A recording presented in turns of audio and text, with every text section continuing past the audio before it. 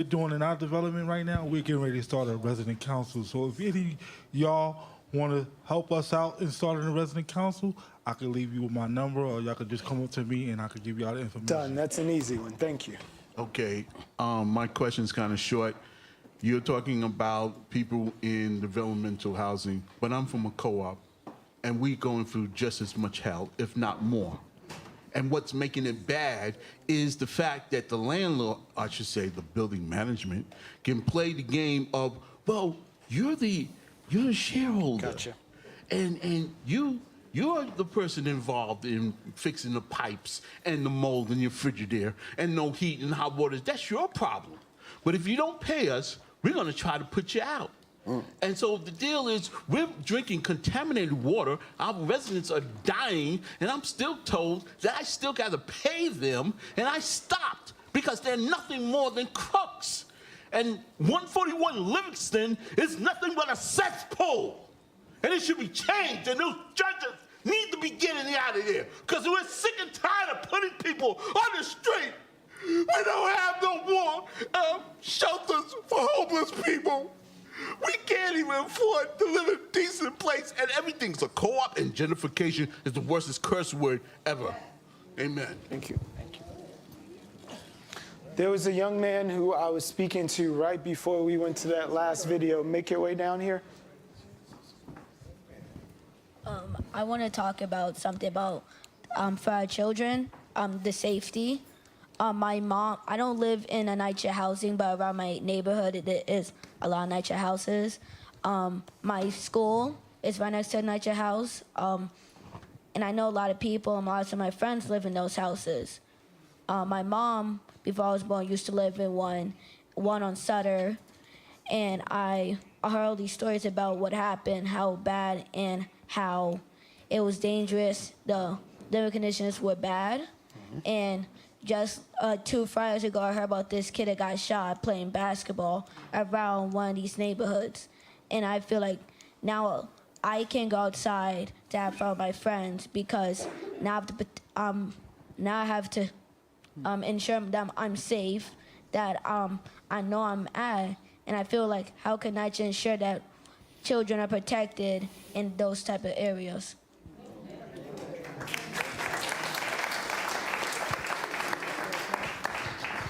So we are actually in our last 3 minutes. Does anyone want to address this young man before we get out of here for the evening? Well, I'm going to ask this question. I'll definitely say that it's my responsibility as the elected official to make sure that you feel safe in your community. And all of the resources, all of the money, looking at the city budget, close to $89 billion budget in the city of New York. And what does it all mean? How does it have a direct impact on what we've talked about for this past hour and a half? Beginning with a child talking about he wants to protect his community and ending with a child asking a question about safety. And so I think that the system has failed. I think New York City has failed the residents. New York City has failed the residents of NYCHA. New York City has failed the children. And it's up to the new generation of elected officials that are coming in to fight for everything that we need and deserve. And all I can say is that I'm committed to this, and this is making sure that we all work together. So we thank you for your commitment. This is going to end our broadcast. I invite all of you to stay with me and continue this dialogue. It was really our intention to center the voices of this community and create a living archive. You've helped us do that, and you've also shown us the work that is to be done. I thank you for coming here and sharing your voices and sharing your truth and being as raw with us as you've been and as passionate as you were. So we're going to walk out of this room a little different than when we came in, and people can't say they don't know. So thank you for being heard, and thank you for coming here tonight. We appreciate it. Good night.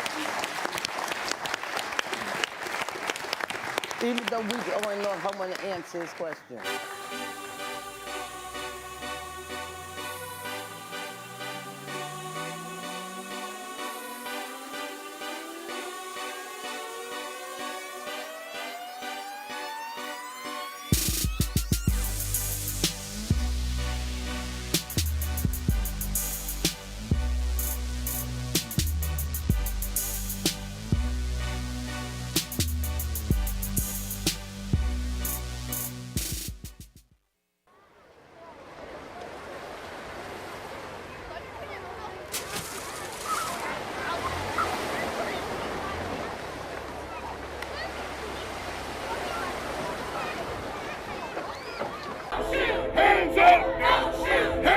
for a blink moment in time. People are aware of what they're feeling every day. If you're going to restore and sustain a democracy, there must be an informed and engaged citizenry. I spent 2 years in immigration detention. You know how much they spent to feed me for one whole day? How much? 75 cents. Immigrants as a whole, migration as a whole, is associated with lower rates of crime. Immigrants make our communities safer.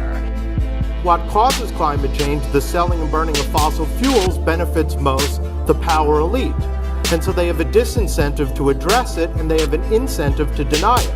They're not going to funnel more money into our schools. They're not going to do it unless they have to, right? And the way they have to is by our participation, our organization, us taking accountability for our actions.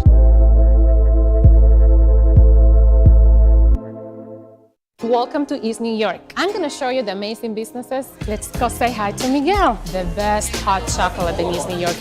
Vito!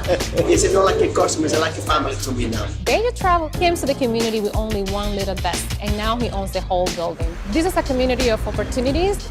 Hello! The health of the neighborhood is also places like the Cypress Hill Senior Center. We have a little bit of everything here, and everyone feels like family here. East New York is family to me now.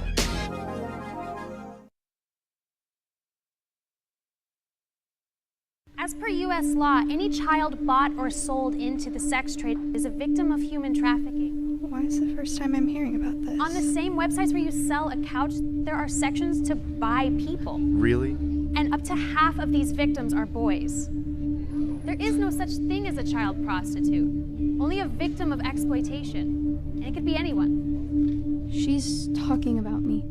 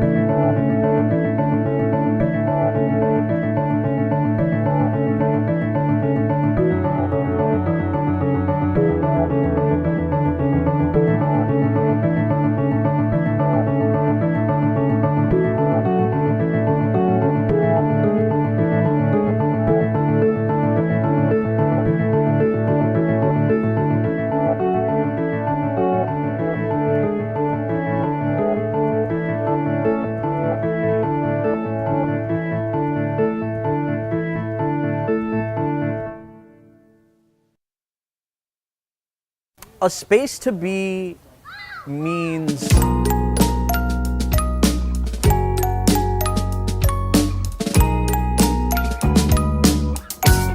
now let's hear you talk like pirates. Let's hear you say yar. Yar. Yar, that's extra credit. All right, not bad. Let's hear you say ay.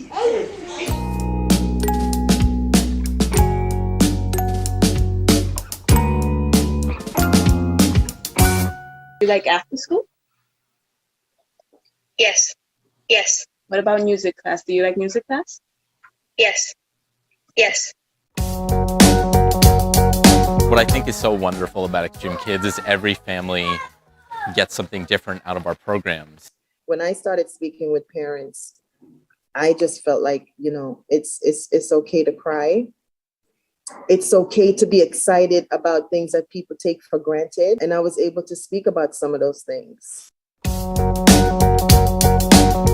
So, I'm feeling great about Extreme Kids because they teach me a lot of things, and I play Roblox and I learned something new.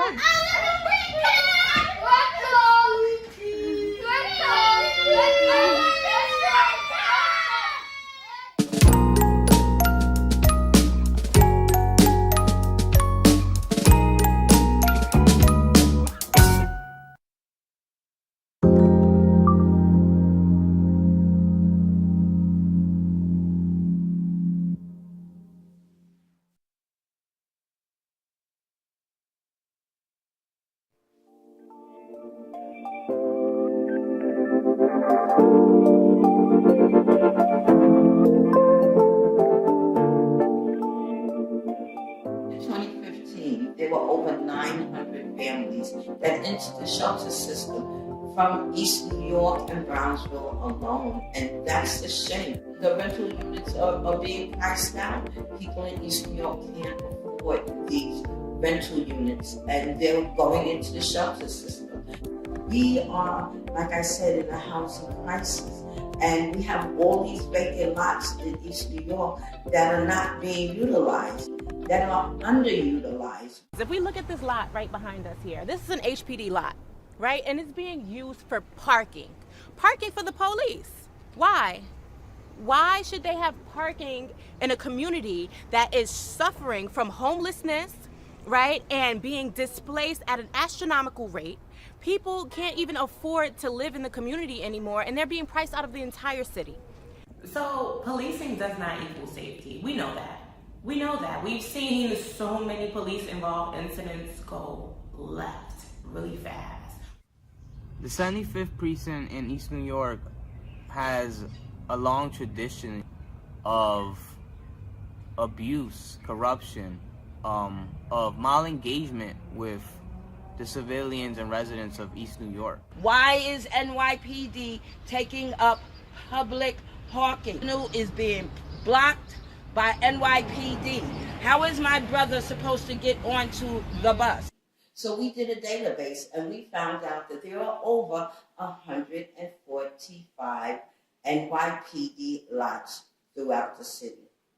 Why should the NYPD, that has caused so much harm to our community, continue to take over and use our public land for free parking? We should be having these lands put into COTs so that we can build truly, not low income, but truly affordable homes for our Black and brown people.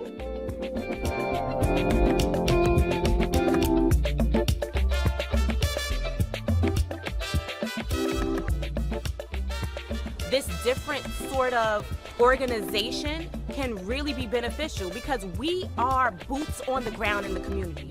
We have surveyed over 250 lots right here in East New York that are city-owned, which are vacant. Vacant. We surveyed the lots. We set out to talk to the community to find out what it is that they wanted on these vacant lots. Yes, some of them wanted housing. Yes, some of them wanted commercial spacing. Yes, some of them wanted entrepreneurship, commercial space. Community self-determination.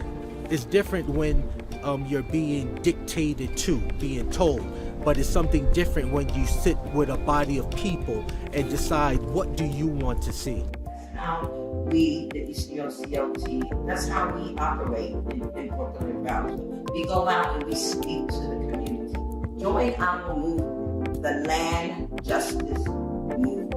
We need our land back, our community, our land, our decision. Public land, public hands.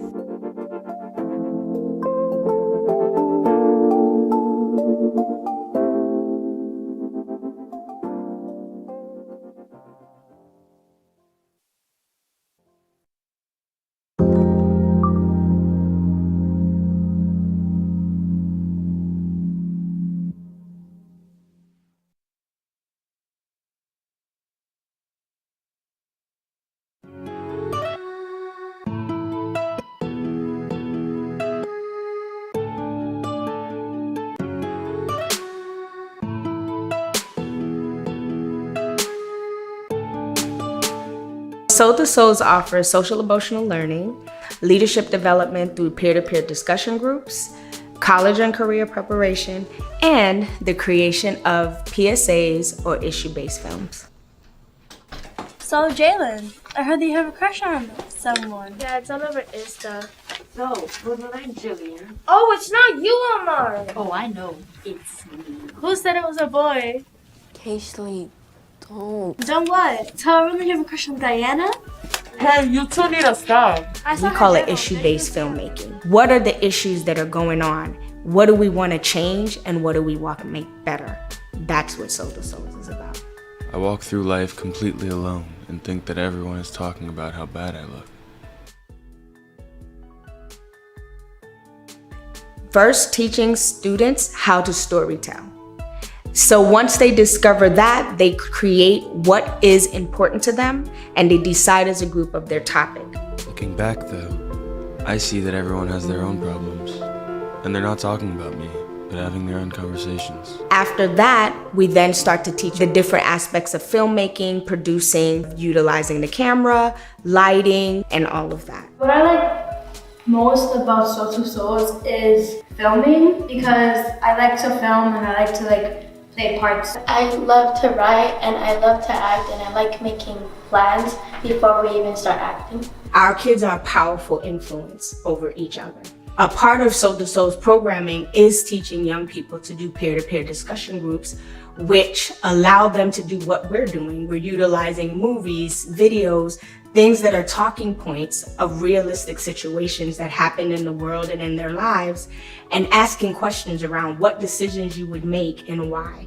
We make young people and every participant that works with us know that they matter. I believe that for most of the students in the New York City, there is a vast need for social and emotional support. I know that principals are looking at organizations to provide those support, but the support that I received from Soul to Soul, I believe is the ideal support for students and ideal support for the schools. Working with Soul to Souls, I was like, oh, this is phenomenal. This is actually a great program. And we did a lot of critical thinking, writing exercises, looking at films, pretty much identifying with different themes that they were exposed to, or not even exposed to for that matter. Because I realized that some of our kids only knew their 5-block radius or didn't see themselves outside of the certain box. So this gave them the opportunity to see themselves in a larger box, to step out of that and go into a deeper world. I've learned to work with different people from different backgrounds, share ideas with them and everything. You get to learn about making connections and through different people, while also having a fun time while doing it. I have learned how to work with cameras and also to treat others with respect. If you meet somebody new or different from you, you shouldn't treat them a different way. From Soul to Soul, the students derived what I consider to be lifetime benefits. A lot of them are now out of school and are in profitable jobs and making very valuable contributions to society. I was one of the members back in my high school days. We were learning a lot of skill building, especially around soft skills, which helped in just peer mentoring, being able to solve situations. Having reconnected with Soul to Soul recently, what I love most about it is seeing those skills play in daily life. Soul to Soul taught me so many things like leadership, which I developed and incorporated in my lifestyle. I became an EMT, and it developed my mind in a way where I can teach people to be leaders, to not be followers, to do the right thing. All we need to do is encourage young people, and that to let them know they have the power to not only help themselves, but to help their peers in developing. And that's why paying it forward and having that attitude is something that we stress in Soul to Souls, because it's not just about us, it's about how do we make this world and our community a better place.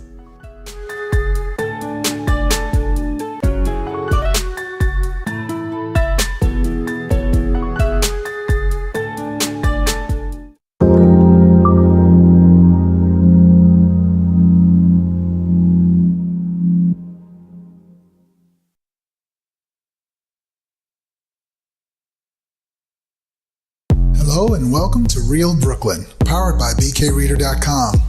Real Brooklyn is a show that takes a closer look at the people who make up our ever-changing neighborhoods. In this episode, we go to Crown Heights to meet Malika Oyo. Malika is a top real estate broker and the founder of the House of Oyo, a unique brownstone mansion that is both a private residence and, as she describes it, a quiet event space. What's up, everybody? It's Takala here from Real Brooklyn, here with Malika Oyo, here in the House of Oyo on the second floor deck. It's so beautiful out here. When you describe the House of Oyo to people, how do you describe it? I describe it as a unique brownstone mansion that is meant as a home sharing space, and we do quiet events. People always say, "What's a quiet event?" One where people aren't jumping up and down, playing a bunch of music. It's bridal showers, it's board meetings, it's readings. First of all, that lamp is a superstar. What's going on? Oh yes, the giraffe lamp. So the giraffe lamp. So apparently, this lamp was in this club called Treehouse in the city, and when they went out of business, they auctioned off all of the lamps. I think there were 12 of them. Mm-hmm. Rumor has it Brad Pitt has one. Really? House of Oyo got 2. Awesome. Hey! Awesome. In this room, this was an interesting piece. When we came through, this was a solid wall, right? Really? It was a wall, and it was an awesome, it's a dope room. And we're standing outside, just in the house, in front of the house, just talking. I'm looking up. I was like, did y'all see another window in that room? And we come back in, it was like, yo, there was a window behind the sheetrock. Man, we pulled that out, and it was like bling bling, so much sun. Wow, awesome. Yeah. We call this the landing, right? Mm-hmm. What else? I'm up the steps, get to the landing, you go to the next one, it's the landing.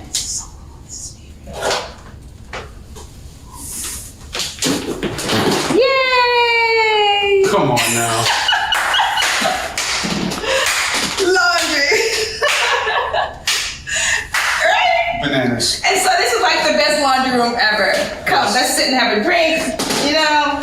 Oh, I just had these real posters from this guy over on, his name is Ronnie. He's like, everybody in Brooklyn uses Ronnie for real poster. It's a beautiful bathroom. Yeah. This is a stylish bathroom. This is an IG bathroom. It's like...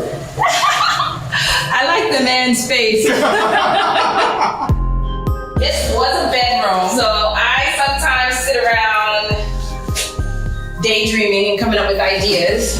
And so I had this idea. So this wall had originally been red, and we were using it for set locations. And then I rented it, and the tenant painted the wall white. Can't have no simple white wall. So I was like, what am I gonna do with this wall? I gotta do something. Do I just put a big piece of art? You know I love art. And I was like, nah, man, the wall is the art. And so if you come in close, you can see all the different tapings. And you gotta get it right. And so what I've done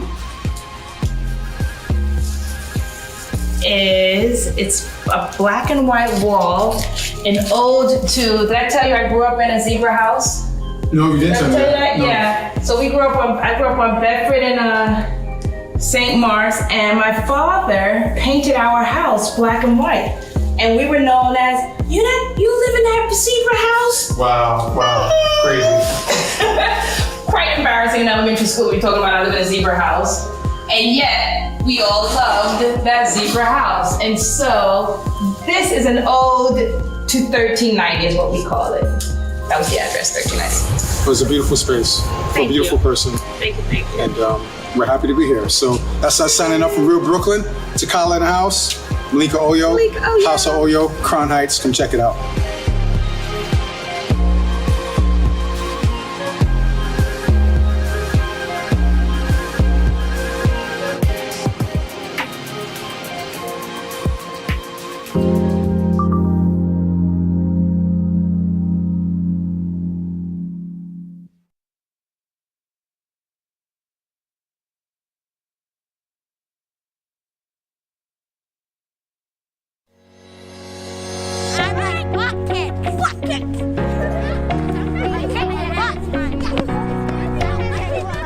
At Girls on the Run, we inspire girls to be joyful, healthy, and confident using a fun, experience-based curriculum that incorporates running.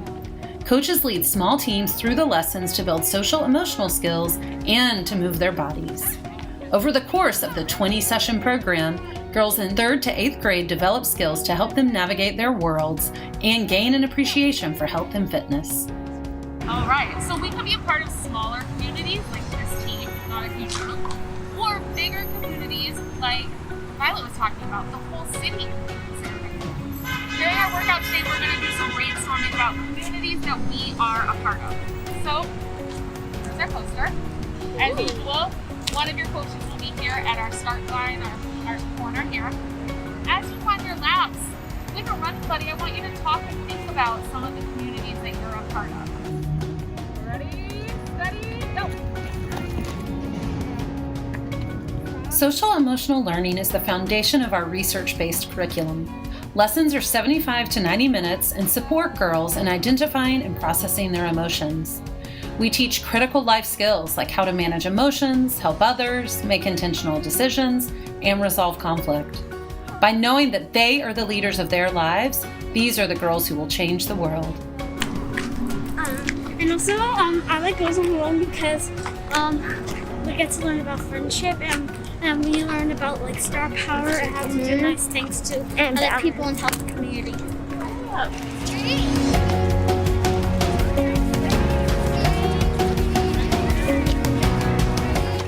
I learned a lot about star power. It's the energy inside you that ignites when you're happy or excited. A lesson, I think every season I'm reminded about how special, Girls on the Run is, and it's always nice to see the relationships that they build with each other. And so somebody that comes into the season that maybe feels a little quiet in the larger group can really shine at Girls on the Run because it's a safe space for them to feel like a place that they can be themselves and be accepted for that. So I think that's just an overall lesson of acceptance, and every year I'm reminded of that. So it's really lovely. Girls on the Run is so much fun. Girls on the Run is number one. My favorite lesson is that you can do and be anything at Girls on the Run. You make new friends, you learn how to work your body, and you get to be you. And Girls on the Run is like so accepting and like so cool, and like I'm glad that I'm actually joined it. So that's what I learned. I'm so proud of you, and I know that this is your first walk and you're gonna have many, many more to come. Okay, keep it up.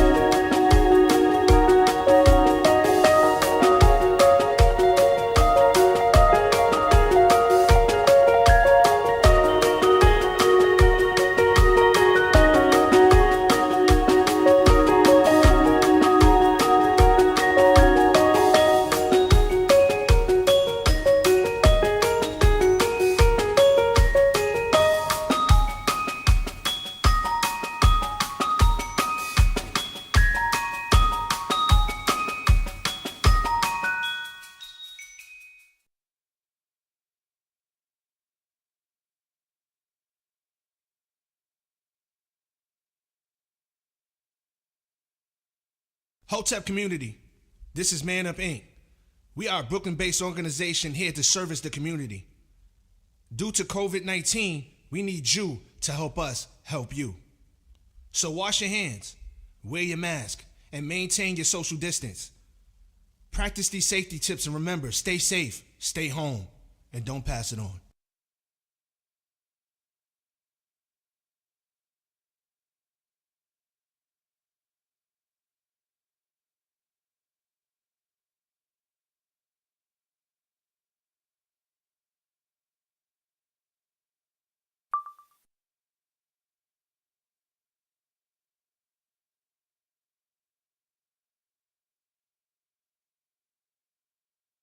Hotep, I'm Brother Naquan from the Media and Arts Department. Hotep, I'm Brother AZ from the Media and Arts Department and Athletic Department. Hotep. Yo, so this is the inaugural episode of the Man Up Inc.'s Hotep Television Podcast. This is our inaugural episode. We're going to get a lot better. You're going to see backdrops. We're going to have some special guests. We're going to have people calling in and all of that. But we just getting it started. So we just getting it running, right, eh? Yeah. Hotep Television coming at y'all. You know what I'm saying? Getting into the deep topics. Stuff that people need to hear, not necessarily what you want to hear. Yeah, so a little later on, we're going to be talking about, the shooting of Jake Blake and the civil unrest that followed. But we're going to start off talking about the social distance diplomats and the SD work that we've been doing with Man Up since starting like in early April when we've been combating this coronavirus and getting the information out to our people. Hotep, welcome back, yo. You seen that? We just showed y'all the little clip and about the social distancing work showing what we've been doing since like since April, actually. When people were still scared to come out in the street and all of that, and everybody was scared of their own family members coming over, we was already out here doing the work. What you think about the clip? Yeah, we would definitely, piggybacking on what you just said, we were definitely out there really, really early. Definitely definition of front line, first line. About the social distance work for me, I appreciate being a part of it. It's fulfilling. It's a fulfilling feeling, helping the community and helping give information about this virus that's really penetrated our community. Yeah. And you, as you heard or saw in the video, like we trying to start this hashtag ICSD. You know what I mean? Because we need the people to acknowledge that we in the neighborhoods. They need to acknowledge that. Like if we giving out thousands and tens of thousands of pieces of equipment, then that means that we are directly having an effect on the spread. So the fact that the numbers is not going up and going crazy right now, we can honestly say that we did something to help perpetrate that scenario. So, but I already know that, we helping a lot of people. We doing a lot of things for the people in the neighborhood, and a lot of people, when we doing the social distancing work, like, you get different reactions from people. So, and the trainings, like the training we just had for the SD work, they was telling us about not taking things personal, because sometimes, like, you trying to give somebody a mask, or you just, trying to stop them while they moving, they automatically think you're trying to solicit them. They think you're trying to sell something to them or whatever. So sometimes they just be automatically rude to you, not even knowing that, yo, I'm trying to give you something for free to help you and help your family. So we get a wide range of responses from F you to God bless you. You know what I mean? So and that's also a New York City thing. Yeah, like, everybody ain't gonna feel the same way. And then sometimes, we actually get into conversations with people that want to say, like, the COVID thing is not real. Like, they want to say it's not real. They want to say it's a hoax. They want to, but that's because it ain't affect them personally. But see, working in this organization, we know people who have caught it personally. We know people who have died personally. So we know that it's actually real. But just like with anything else, the fact that we don't have that abundance of resources, we don't control a lot of our hospitals and all of that stuff, we can't control how it affects our community once they get in there, right? Like, so once they in the hospital and then something happens, like, you know, we don't really know about that process, but we know that we are dying faster than everybody else. And we could directly correlate that to, you know, our people not having resources, which we're trying to help with, but it's also got to do with, you know, how they being treated in these medical facilities. And that's going to be something that, you know, has to be handled like on a level that's higher than us. Like, you know, Brother AT and them, you know what I'm saying? Brother Charles and them, they like to rush the Capitol and you know, yell at the lawmakers. That's what they on. So we going to play the ground, they going to play that part, right?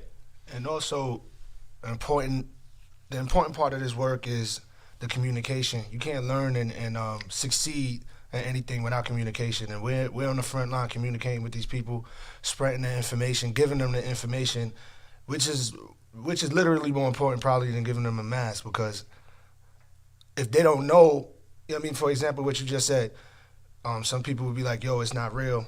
But at the same time, my response would be still take the precaution, because you're being selfish. You know what I mean? You still may spread it. Even though your belief, your individual belief, you still share the earth with 8 billion people. So, you know what I mean? Just be a little mindful and don't let your conspiracy theories really get out of whack. You know what I'm saying? It's understandable because there's a lot of information coming our way, but we can't be selfish. We got to look out for our fellow man. For more info or to support Man Up Inc., please go to manupinc.org.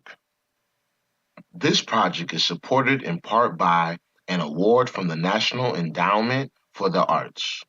To find out more about how National Endowment for the Arts grants impacts individuals and communities, visit www.arts.gov.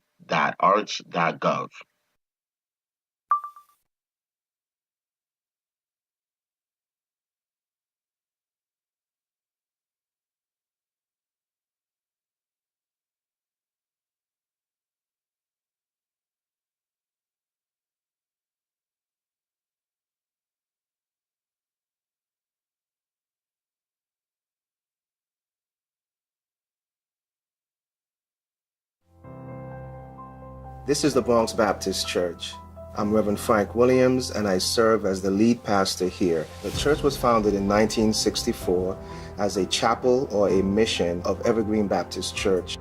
They commissioned and sent Reverend Dr. Samuel G. Simpson and his wife Lola Simpson to the Bronx to start this work. The ministry has seen the Bronx through some of the most challenging times, including the burning of the Bronx in the 1970s, where so many of these buildings in the neighborhoods were burnt out and abandoned. Dr. Simpson, along with several other pastors, founded organizations that would revitalize communities. In the area of health in particular, our medical ministry here at the church continues to provide blood sugar screenings, blood pressure screenings. The church has operated a soup kitchen and a food pantry program. This program began sometime in the 1980s, and since then we have been providing food packages for members of the community. And this is done through our women's ministry, but it involves the men, it involves our youth who participate in packaging the products and distributing it to the members of this community. The church has been involved in the area of community education for many years.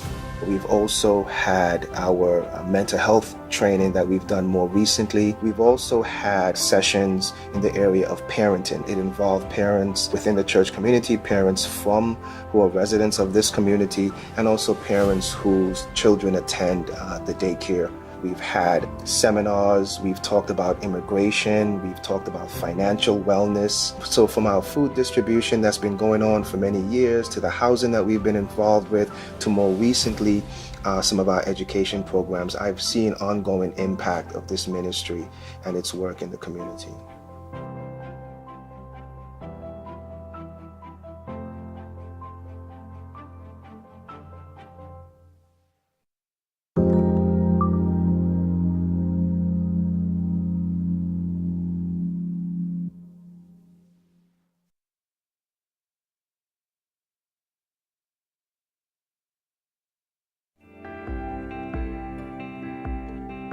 The daycare center, which continues to thrive today, And it was founded really for the direct purposes of impacting that upcoming generations to stem trends like high school dropouts or the low reading rates among Black and brown peoples in the community. The work that we do here at Bronx Baptist Daycare and Learning Center is extremely important, not only to the community, but to society as a whole. We believe that it's easier to build a strong person than it is to fix a broken one. We take our job of building children's foundations very seriously, and that includes not only building the foundation of the child, but the foundation of the family as well. My experience at the daycare has been great. The staff is very caring. I feel like they treat my son as if he is their own child. It is a really good environment for a young child. I've seen his development since he's been at the daycare. He's really happy, and if he's happy, then I'm happy. We believe in teaching the whole child, not just academics. We focus on social emotional health, physical health, mental health. In the area of health in particular, I've seen initiatives like our Eat Well, Play Hard initiative really help families to better manage the overall health choices that they make for their children and for themselves. Through that initiative, had cooking classes for the parents, teaching them how to cook healthy foods on a budget. The number one way that we support health equity at Bronx Baptist Daycare and Learning Center is through the provision of information to the parents. We provide them with information about immunizations, developmental milestones. Another way we promote health equity is through teaching diversity and inclusivity. It's very important that the children learn that there are people that are different from themselves, and that doesn't mean that it's a negative thing. And so that's something that we really stress here at Bronx Baptist, is not only pride for our own culture, but respect for the cultures and ethnicities of other people. There are a lot of resources in this community that are not being utilized due to lack of knowledge. So by providing the parents with those resources is one way that we help to support the foundation of family, which in turn supports the foundation of the child.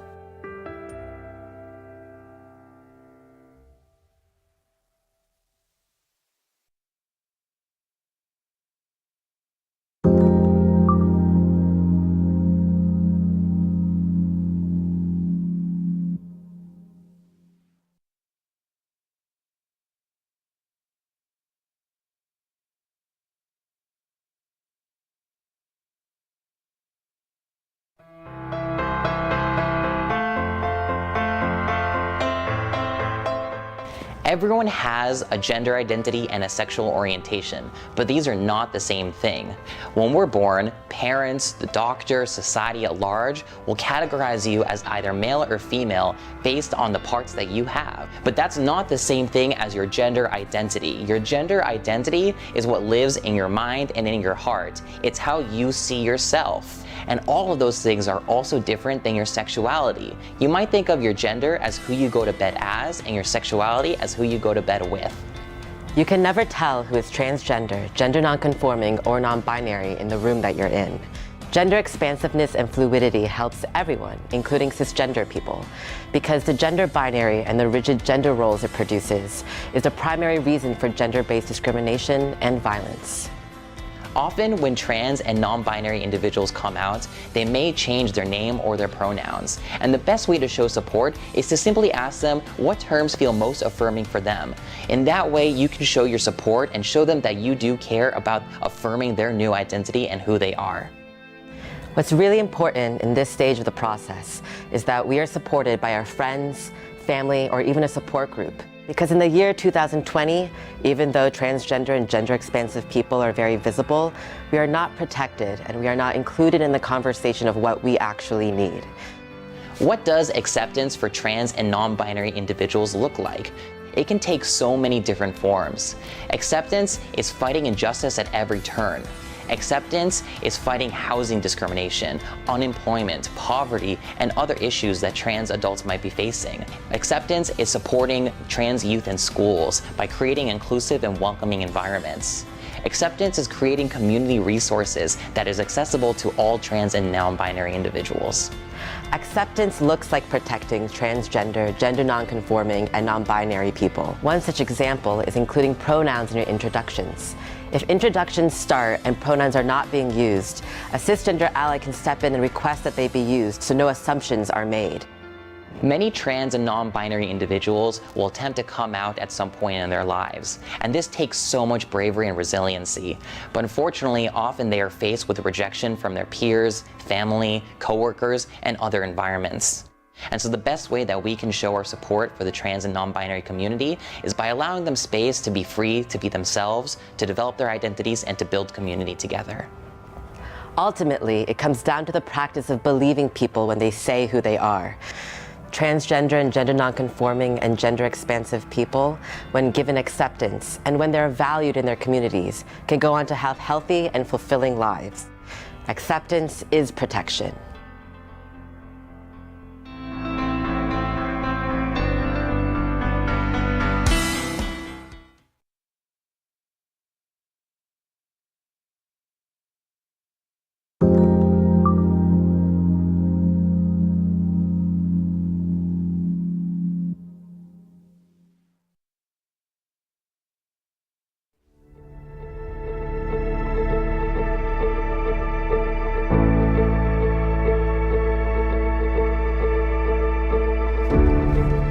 Welcome to the Family Acceptance Podcast, where we will hear the voices of caregivers who accept and celebrate their transgender and non-binary children, as well as the professionals who help them to get there. My name is Jane Rennert, and my pronouns are she, her, and hers. The Gender and Family Project is a program of the Ackerman Institute for the Family in New York City. The mission of the Gender and Family Project, or GFP for short, is to empower youth and their families with gender-inclusive and affirming direct services, training, and research. GFP began a decade ago as a support group for parents and caregivers of transgender and gender-expansive youth. I was a parent in that first support group. So I'm joined today by Alexis Diaz. Alexis is the Gender and Family Project's Director of Services. Hi, Alexis. Can you please introduce yourself? Hey, Jane. My name is Alexis Diaz. I use they and she pronouns, and I'm the Director of Services for the Gender and Family Project. Back in 2010, when GFP first started, the conversation around trans youth was really just beginning. I can say that as a parent, I understood on some gut level that my child was transgender, but I had no idea what that meant, and it overwhelmed me. I really felt like my world was falling apart. I met Jean Malpas in 2008. Back then, he had started a support group for parents with kids who were transgender or questioning their gender. It changed everything for me. I went to a support group for parents of transgender children and met other people going through the same thing. It really normalized the experience for me and showed me that there could be a path forward. 2 years later, this group grew to become the Gender and Family Project. Today, we are going to hear excerpts from a group for parents of trans kids led by Jean Malpas. The voices you will hear are of 3 GFP parents, with occasional brief comments from Jean. Then, Alexis is going to guide us through what we've heard. We went from a place of isolation where we knew no one that was going through this experience to being in a place where we had full support. So I don't know what I would do if I didn't have that support. We have members of our family that are at different levels of acceptance, and I have been able to come into a safe place to talk about that. Some people have identified with that struggle. Other people maybe not, because some people have awesome family members and nobody's, reluctant, but a lot of people do experience some resistance and some struggles with their family members. And here I can talk about that without the fear of someone judging or feeling awkward about it. I can talk about it openly. I guess we've known her for a year and a half. She told us. So we were here last Friday, and she definitely, I hope she can find some community in the kids here. She really, she came out of the group smiling, and so. Oh, that's good. Yeah. I'm a crier. And, it got a rough road, and I think just being able to be among other people who understand what you've been through or what you're going through it's invaluable. So we are going to be here more. And she was not just smiling on Friday, she was like fierce. This project is supported in part by an award from the National Endowment for the Arts. To find out more about how National Endowment for the Arts grants impact individuals and communities, visit www.arts.gov.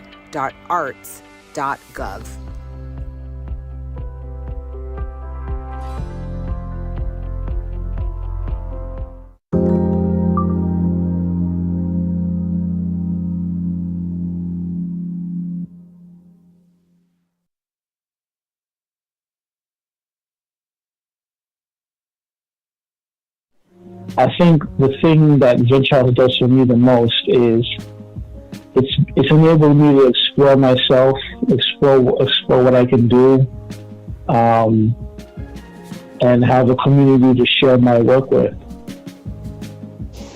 Oh yeah, definitely. And yeah, I guess that would probably go into how Venture House kind of helps you with your personal and professional goals. You know? Yeah, I mean, I'll be happy to repeat it if you want me to. No, that's okay, unless you want to. But is there any other way that Venture House helps you with your personal goals, or the community is definitely a huge thing. Right. Yeah. Well, with my goals, yes, of course, it's done a lot from me to, first of all, like for instance, before I became a member at Venture House, I did not say to myself, okay, I should strive to become a filmmaker. It's becoming a member of Venture House sort of encouraged me to explore what I'm capable of, what my strengths are, and how I should strive to improve on my strengths. Because when I first became a member of Venture House, one of the first things that I noticed is there's a lot of people at Venture House getting into creative endeavors, or they might do something creative as a hobby. And one thing that really impressed me was the paintings around the building, the artwork,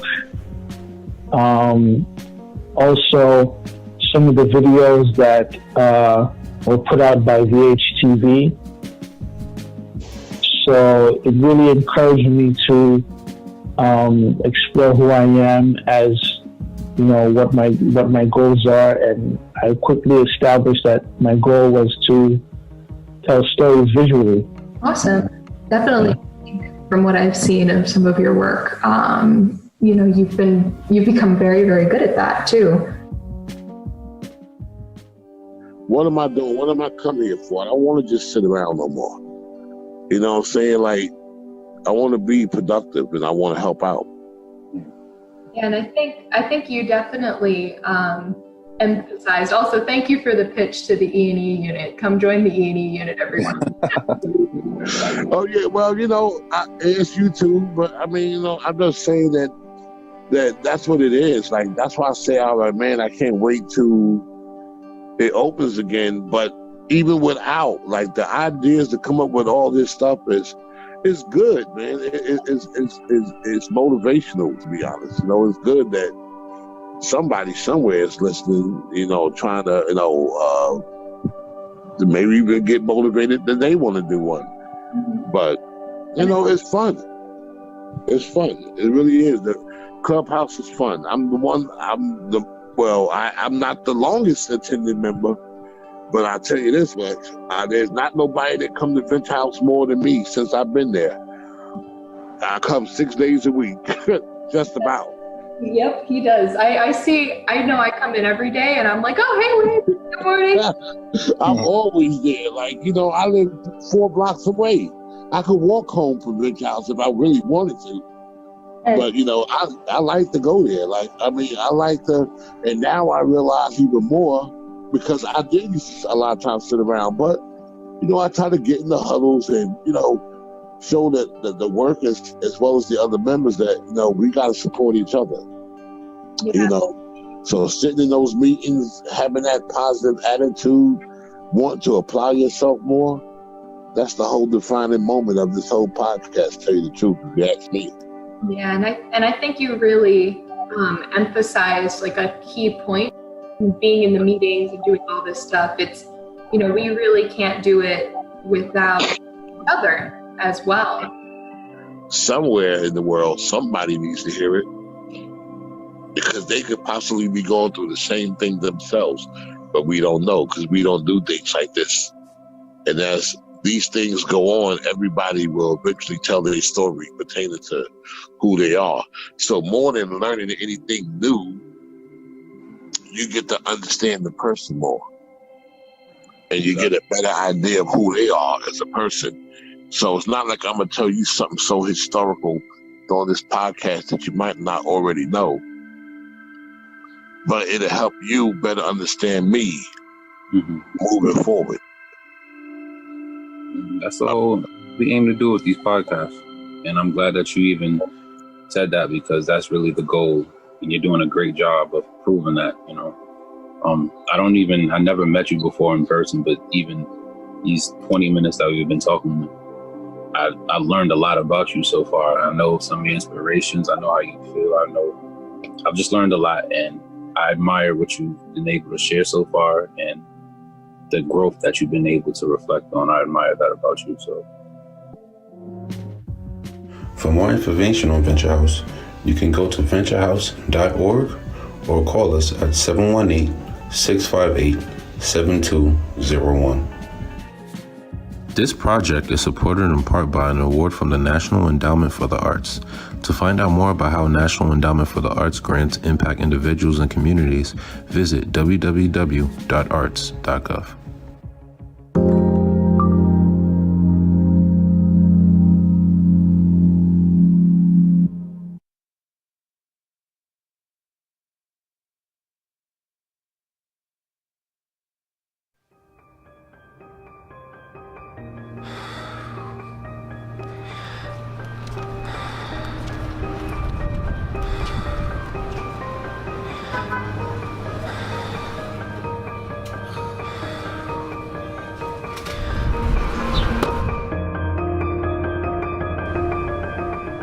Close your eyes.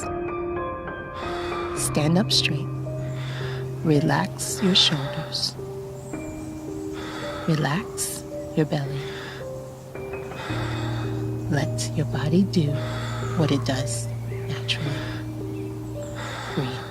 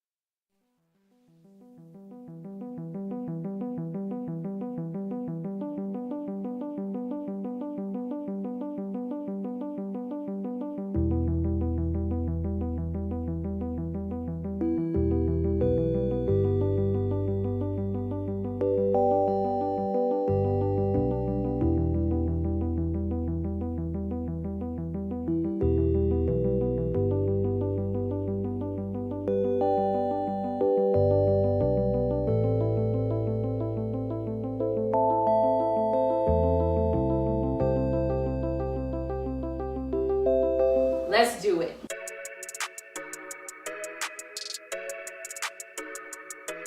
And we're gonna just drop, bam.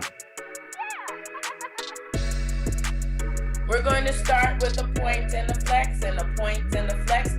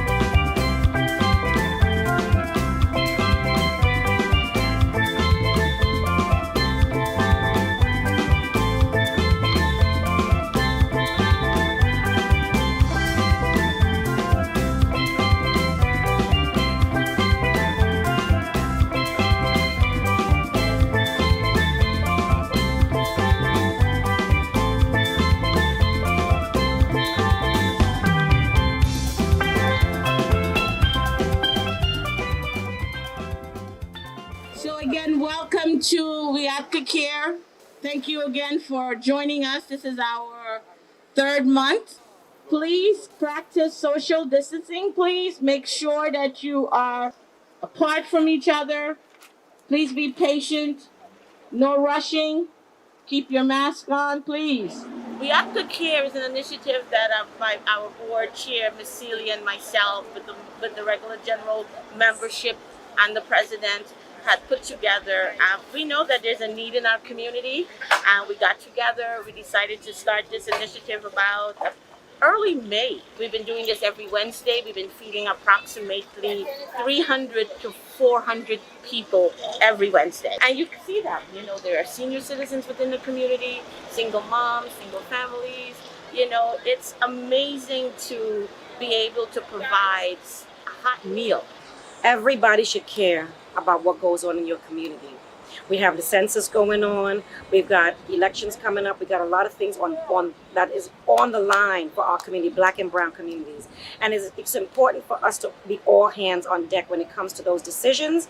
What happens to our legislation, what happens to our education, what happens to our community, what happens to our programs. Because we have to be able to foster and encourage our youth to be able to be productive citizens and learn from our example. And since May, we have fed completely over 4,500 people in our community from Crown Heights, East Flatbush, mainly senior citizens and those who are inbound, delivering food to them, hot food, resources, and other items that they need, PPE, to be able to secure themselves while staying in at home. And with this COVID relief response, it allows you to still participate, get out of that self-isolation, help most people who are dealing with mental health and wellness issues to be able to uplift themselves and be able to participate as if they were out. That goes a long way as it relates to COVID relief. We try our best to organize with everybody out here. Print out flyers and go to each building and start giving out flyers so you know the anchor having something. So everybody will come and get what they're supposed to get. Some communities might do it, some might not do it. But we making sure the people we have will get. So I always tell people I give for selfish reasons because it makes me feel good. And providing a hot meal is something that no one could really imagine. Some people will have it and some people don't, and you can never tell. It's about love, and that's what we are. This year our theme is about bringing back the love. This is love, right? You have 15 to 20 volunteers that come out their house every Wednesday, taking a risk. We wear facial masks, we wear gloves, but they show their love and their passion, and they care about the seniors in our community. They care about the community itself. So we take our time, and we're very proud of that. It matters to me because it's the way I was raised. It's family. It's a family thing. My mom always said, you have a little share, and it's always be multiple. And I'm very blessed with that.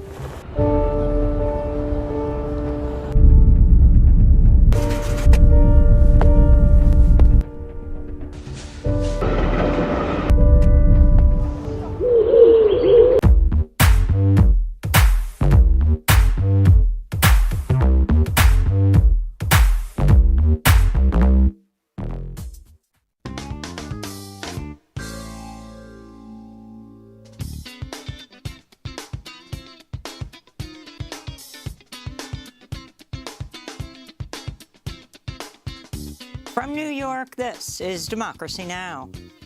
I'm furious. I'm furious that yet more innocent lives were taken by gun violence.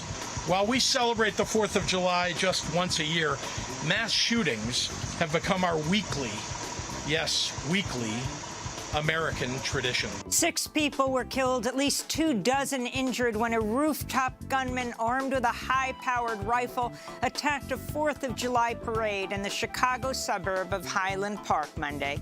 We'll get the latest. Then we go to Ohio to look at the fatal police shooting of Jayland Walker. Police in Akron shot the 25-year-old black man over 60 times after a traffic stop. They want to turn him into a masked monster with a gun, and we knew that.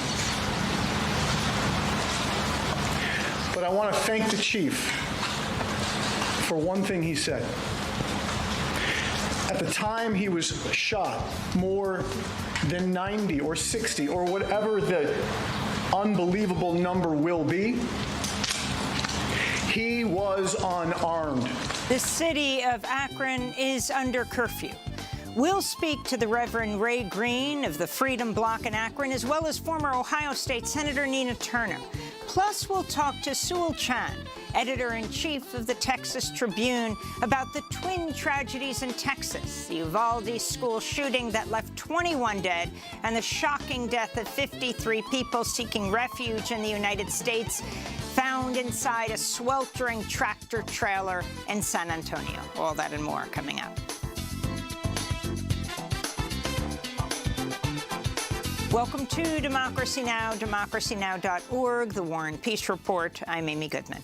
A warning to our viewers and listeners, our top stories include graphic details and images of gun violence. In Illinois, 6 people were killed, at least 24 injured when a rooftop gunman armed with a high-powered rifle attacked a 4th of July parade in the Chicago suburb of Highland Park Monday morning. 5 of the shooting victims died on the street. 6 died in the hospital. Victims ranged in age from 8 to 85.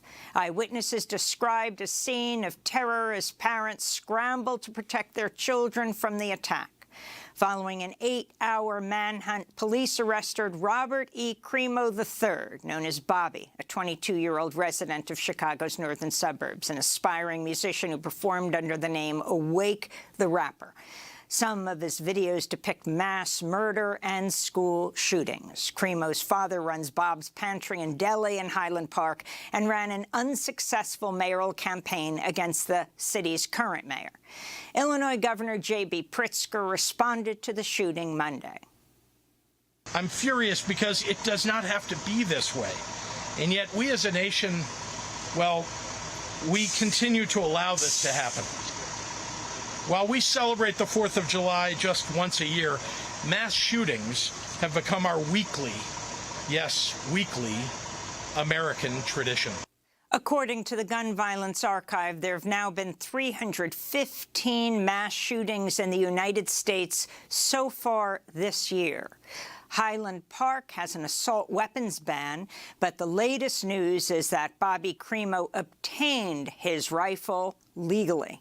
We'll get the latest on Highland Park after headlines.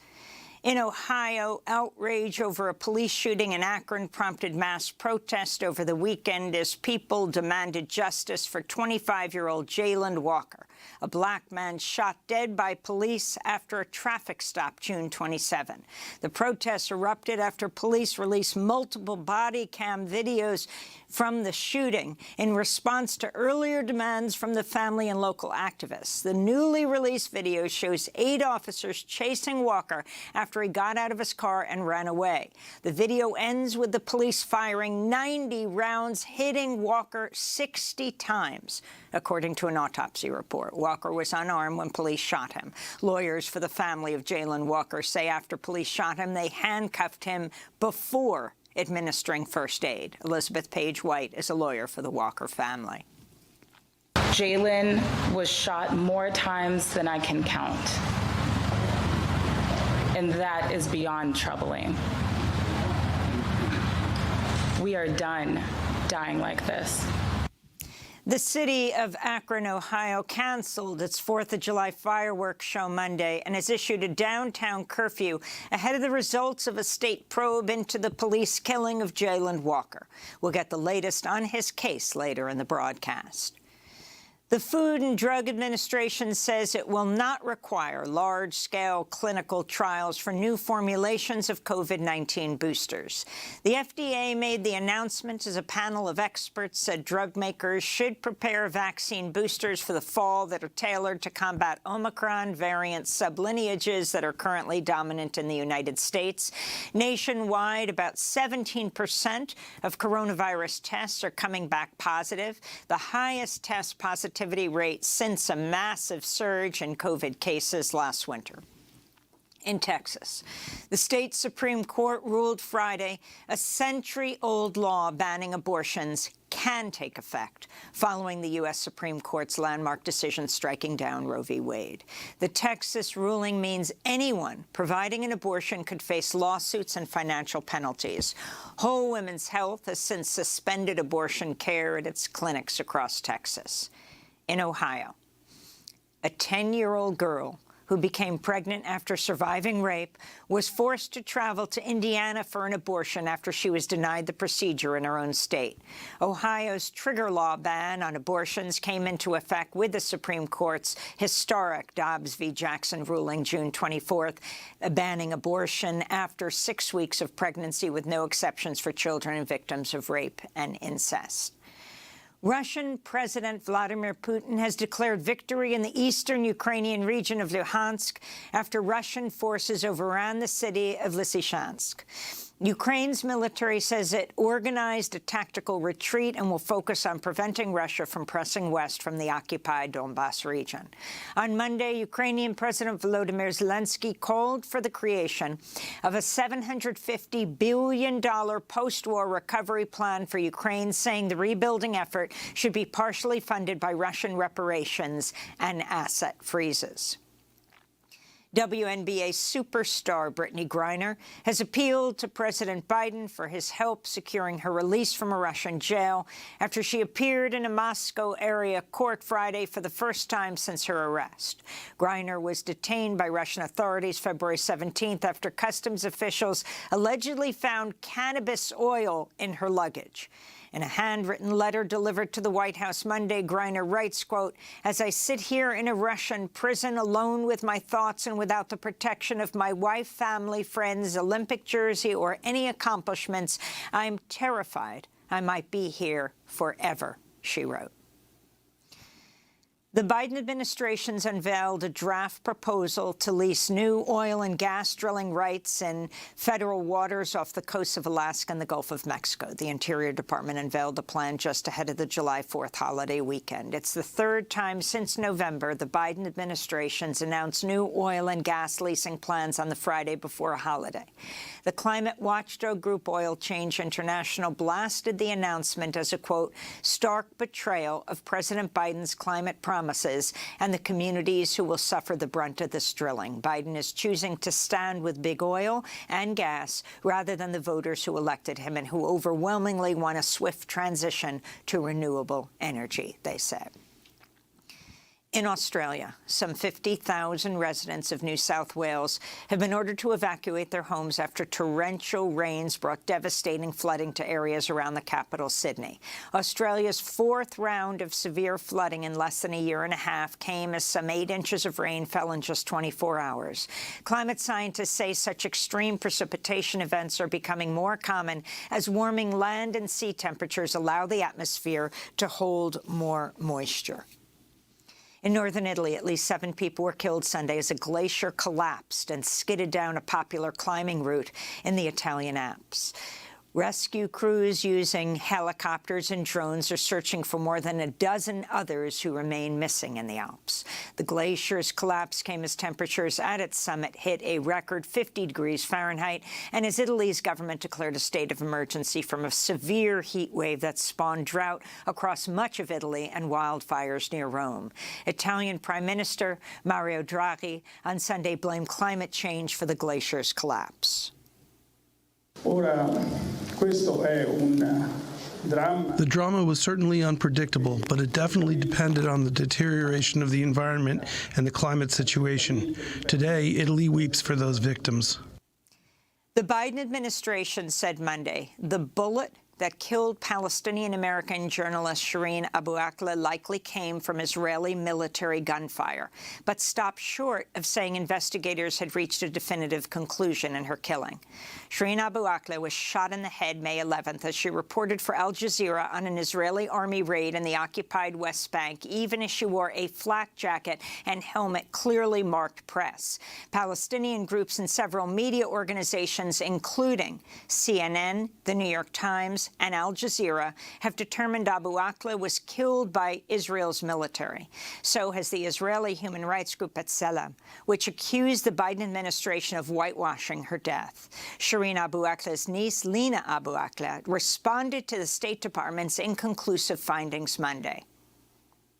We were expecting that such an investigation would actually hold the perpetrators accountable and would carry out a transparent investigation that is free from any political pressure. However, that was not the case. We will continue to call for justice. We will continue to call on the U.S. to carry out a transparent investigation by an independent body.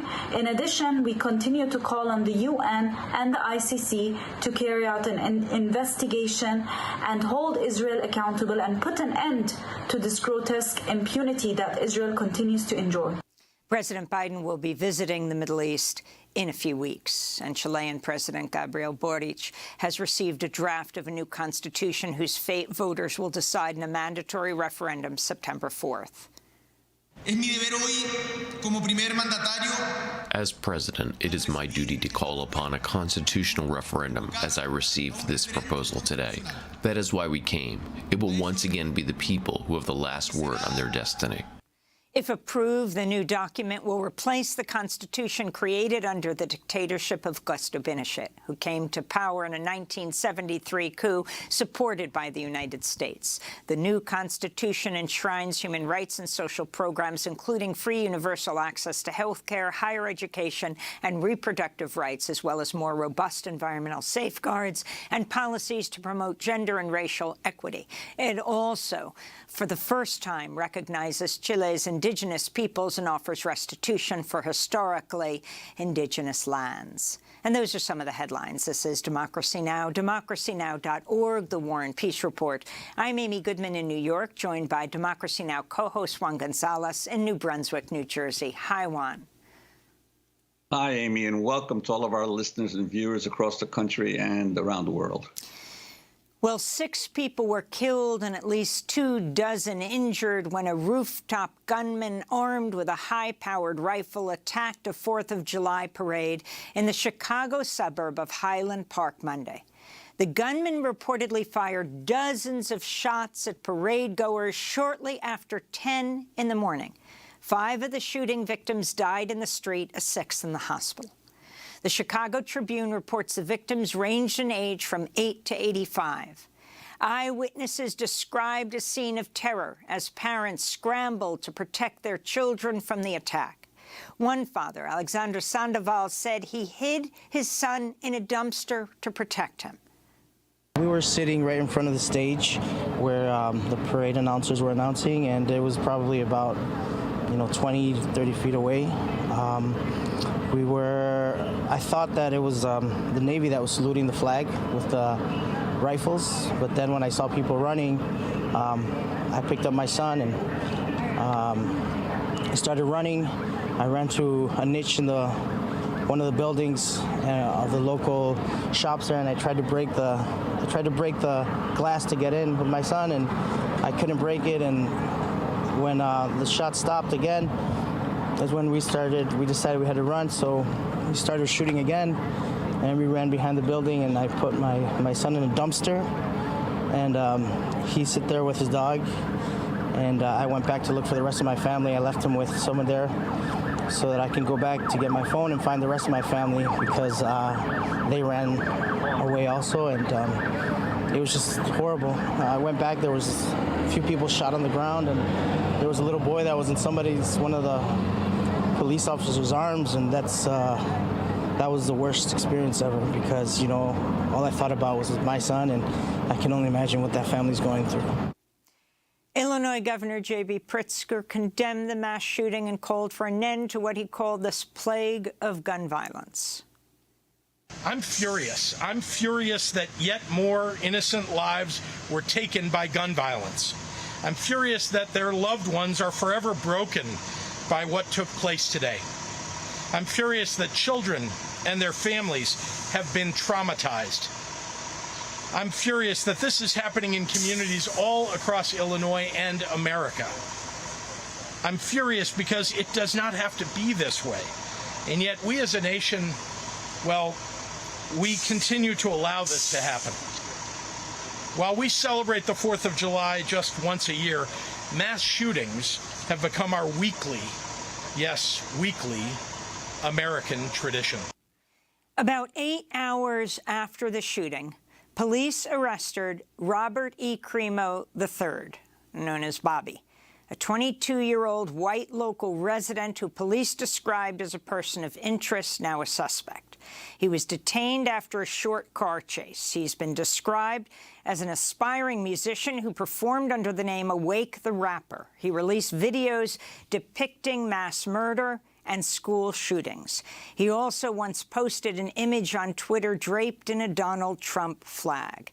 His father runs a local deli called Bob's Pantry in Delhi and ran unsuccessfully for mayor of Highland Park in 2019 against the city's current mayor. According to the Gun Violence Archive, there have now been 315 mass shootings in the United States so far this year. Highland Park has an assault weapons ban, unlike all of Illinois, but apparently Bobby Crimo purchased his gun legally. We begin our show with Nina Turner, who served as co-chair of the Bernie Sanders 2020 presidential campaign as a former state senator in Ohio. In a moment, we'll talk with her about another incident of gun violence, the police shooting of Jaylen Walker in Akron, Ohio.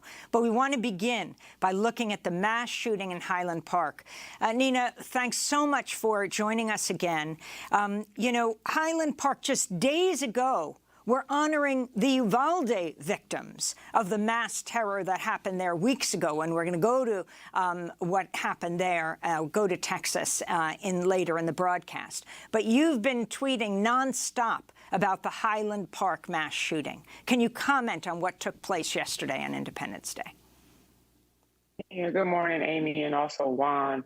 I mean, we are a nation under siege. And this is worse than the Wild Wild West, because at least in the Wild Wild West, you knew you were going to have to duel with somebody. So people were prepared. These type of mass shootings leaves everybody vulnerable, no matter their age, from an infant to the most seasoned person in this nation is left vulnerable. And when you cannot take your family to a parade, you can't go to the grocery store. I'm thinking about Buffalo. Your babies are not safe in schools, Uvalde, and other incidences over the past 20 years in this country. We have a problem. And part of this problem is the gun obsession in the United States of America. And unfortunately, we have too many elected officials who are bought and paid for by the NRA, who do believe that the Second Amendment is more absolute than any other amendment in the Constitution. What happened to the ability to pursue life, liberty, and happiness? Part of that means that people should be able to conduct their everyday activities without fear that somebody is going to have a weapon and shoot them. And for the folks who say that this can happen anywhere, well, you know what? It's sad that it is primarily only happening in the United States of America. When you compare our country, Amy and Juan, to other industrialized nations, they do not have the same level of mass shootings that we have in the United States of America. So it is time for these elected officials, especially on the federal level, to stop playing games and to do something about it. And to extend that, we need state, local, and regional elected officials too. One thing for sure, you can't even rent a car if you're 21 or 22 years old. We need to increase the age by which somebody can even purchase a weapon, because their brains are not even developed properly yet. And that's the science, and especially men, Amy. And Nina Turner, I wanted to ask you about this issue of age. So many of these shootings are perpetrated by young white men, 18, 19, 20, 21 years old. Your sense of what is happening in some sectors of our society among young men? Well, it's this macho nature. It is really this toxic masculinity that I gotta have a gun, that equating gun with manhood. Period. That is happening. And all of the racial animus is bubbling up to the surface. We as a nation have not dealt with racism and xenophobia, anti-Semitism